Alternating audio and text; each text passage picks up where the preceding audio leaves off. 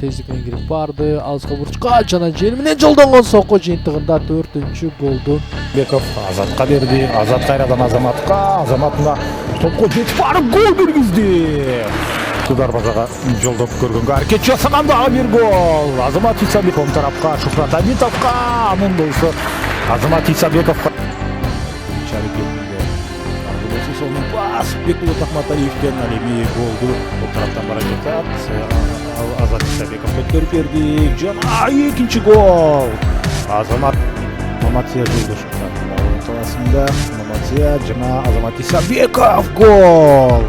Даушылык өтө керек болот. Азамат Исабеков Азаматка берди. Ал эми Азамат тандаштарга салыштырмалуу бир oyuncu көп жүргөндөй бир жагдайды түзүү. Алтында Азамат Исабеков гол жаратты.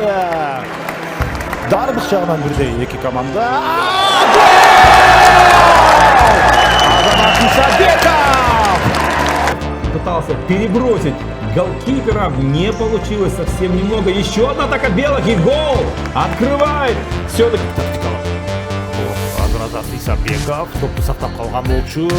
Дагы бир гол. Азамат Исабеков ошентип экинчи голду Болот Акматалиев сыяктуу оюнчуларды чыгарат деп айтсак болот. Дагы бир мына бош дарбаза жана кайрадан эле Азамат нары демек Эркинбек Максатов менен ушул жерде ошентип кезектеги ийгиликтүү жүрүш орун алды.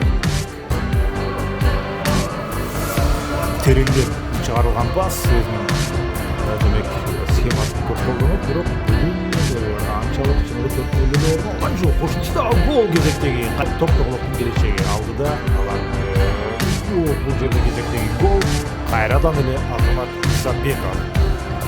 сокко жолдон ойлоду дагы Азамат Исабеков гол. Дал ушул Азамат Исабеков азыр эсепти 1-0 айлантты. Жалгыз өзү Бекболот Акматалиев дароо пас берди, аны кабыл алды.